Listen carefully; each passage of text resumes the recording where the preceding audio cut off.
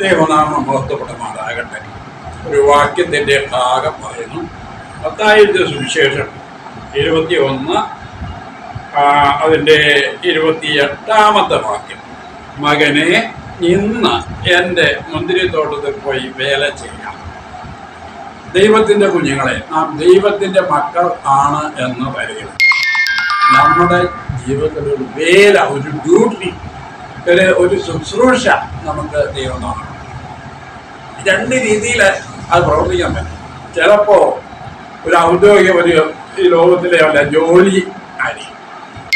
ഏത് പണിയായാലും, അത് അധ്യാപകനായാലും ഡ്രൈവറായാലും അതെ വലിയ വലിയ കളക്ടറായാലും എഞ്ചിനീയറായാലും ഡോക്ടർ, അതും ദൈവത്തിൻ്റെ വേലയാണ്. ദൈവത്തിൻ്റെ വിളിയിൽ വരുന്നതാണത്. നിശ്ചയമായിട്ടും അത് സ്പെസിഫിക്കായിട്ട് ഓരോരുത്തർക്കും ദൈവം തന്നിരിക്കുന്നതാണ്. അത് വളരെ സന്തോഷത്തോടുകൂടി പോയി കർത്താവിൻ്റെ വേലയാണത്. കർത്താവ് തന്നിരിക്കുന്നത് അപ്പൻ എന്നുള്ള ബന്ധത്തിലാണ് അവൻ തന്നിരിക്കുന്നത്. നമ്മൾ മക്കളാണ്. അപ്പം മക്കൾ എന്നുള്ള നിലയിൽ നാം വളരെ സന്തോഷത്തോടെ പോയി അത് തികഞ്ഞ ആത്മാർത്ഥത്തോടെ വേല ചെയ്യണം.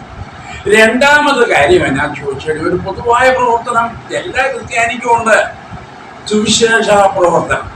സുവിശേഷ പ്രവർത്തനത്തിൽ നിങ്ങൾ ദൈവത്തിൻ്റെ കുഞ്ഞുങ്ങളാണെങ്കിൽ, വാസ്തവത്തിൽ യോഹന്നാൻ എഴുതിയ സുവിശേഷം 1:12-13 പ്രകാരം വീണ്ടും ജനനം പ്രാപിച്ച ദൈവത്തിൻ്റെ കുഞ്ഞുങ്ങൾ, നിങ്ങൾക്ക് എന്ത് ജോലി ഉണ്ടെങ്കിലും ഈ ലോകത്തിൽ സുവിശേഷ പ്രവർത്തനത്തിൽ നിന്ന് നിങ്ങൾക്ക് മാറി നിൽക്കാൻ പറ്റില്ല. എൻ്റെ മുന്തിരിത്തോട്ടത്തിൽ പോയി വേല ചെയ്യാം. പോയി വേല ചെയ്യാം എന്ന് പറഞ്ഞാൽ അതിൽ ത്യാഗമുണ്ട്, വിഷമമുണ്ട്, ഇതൊക്കെ ഉണ്ടെങ്കിലും, അതിൽ പണച്ചെലവുണ്ടെങ്കിലും നാം പോയി വേല ചെയ്യണം. ആത്മാക്കളെ നേടുക എന്നുള്ള ഒരു കാര്യവും എല്ലാ ക്രിസ്ത്യാനികളുടെയും ജീവിതത്തിൽ ദൈവം വെച്ചിരിക്കുന്ന ഒരു ദൗത്യമാണ്. ഇവിടെ 2 മക്കളാണ്. അത് ഒരുത്തൻ പറഞ്ഞു, എനിക്ക് മനസ്സില്ല എന്നാണ് പറഞ്ഞു. അത് പിന്നീട് അവനെ മാനസാന്തരപ്പെടുകയും അവന് അപ്പൻ്റെ തോട്ടത്തിലേക്ക് വേലയ്ക്ക് പോവുകയും ചെയ്തു. എന്നാൽ രണ്ടാമനാണെങ്കിൽ ഞാൻ പോവാപ്പാ എന്ന് പറഞ്ഞു. പക്ഷെ പോയില്ല താൻ. ഈ 2 പേരുടെയും സ്വഭാവം നമ്മളുടെ കൂട്ടത്തിലുണ്ട്.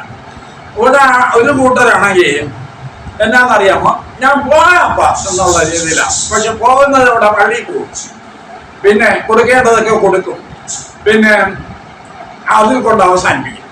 മനസ്സിലായില്ലേ? ഒരു ആചാരം പോലെ കർത്താവിൻ്റെ വേലയിൽ അല്ലെങ്കിൽ കർത്താവിൻ്റെ നിൽക്കുന്ന സ്വഭാവം, അത് മതി എന്ന് തീരുമാനിക്കും. അതല്ല. രണ്ടാമത്തെ ആളെങ്ങനെ ആദ്യത്തെ കൂട്ടരെ എന്നാ പോകില്ല എന്ന് പറഞ്ഞു. പക്ഷെ പിന്നീട് മാനസാന്തരപ്പെട്ട് അവര് പോയി. അവിടെ നമ്മൾ വായിക്കുന്നത് ഒന്നാമത്തവരാണ് ശരിയായി ചെയ്തതെന്നാണ്. ഞാൻ 2 കൂട്ടരെ അത്ര ഇഷ്ടപ്പെടുന്നില്ല, എങ്കിലും ആ ഒന്നാമത്തെ കൂട്ടരെ അത്രയെങ്കിലും ചെയ്തു. ഈ ഒന്നാമത്തെ കൂട്ടരെ അത്ര നല്ല ആളുകളൊന്നും അല്ല. കർത്താവ് തന്നെ പറഞ്ഞു, ചുങ്കക്കാരും വേശ്യമാരും നിങ്ങൾക്ക് മുമ്പായി ദൈവരാജ്യത്തിൽ കിടക്കുന്നു എന്നാ പറഞ്ഞു. നമ്മളെ സമൂഹത്തിൽ തള്ളപ്പെട്ടിരിക്കുന്ന ഒരു കൂട്ടം ആളുകളാണ്. അവര് പെട്ടെന്ന് യേശുവിൻ്റെ വചനം കേൾക്കുകയും യേശുവിനെ അംഗീകരിക്കുകയും യേശുവിൻ്റെ പിന്നാലെ ഇറങ്ങിത്തിരിക്കുവാൻ തയ്യാറായി.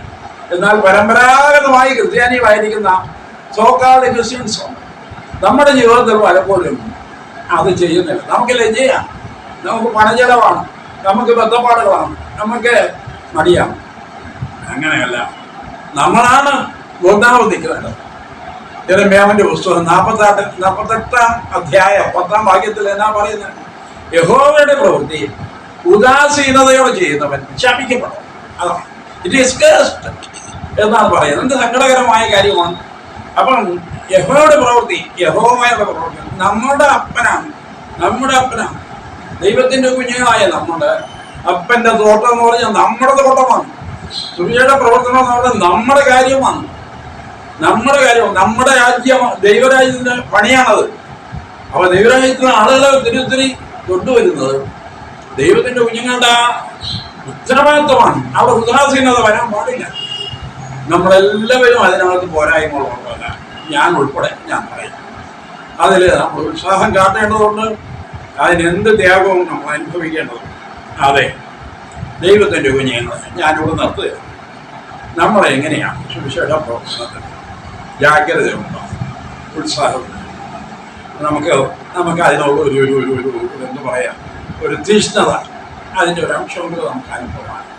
അത് വേണം, അത് വേണം. അപ്പൻ ദുഃഖത്തോടെയാണ് ഇത് പറഞ്ഞത്. അപ്പനാണ് പറഞ്ഞത്. അതുകൊണ്ട് അപ്പൻ്റെ വാക്ക് കേട്ട് നമുക്ക് ഇന്നു മുതൽ എന്തെങ്കിലും സുവിശേഷ വേലക്കാർക്ക് വേണ്ടി പ്രാർത്ഥിക്കുകയെങ്കിലും ചെയ്യാം, അതെങ്കിലും ചെയ്യാം. മനസ്സിലായില്ലേ? അവർക്ക് അവരുടെ പേര് പറഞ്ഞ് പ്രാർത്ഥിക്കുകയെങ്കിലും ചെയ്താൽ നമ്മൾ അതിനകത്ത് ഓർക്കുക ചെയ്യാം.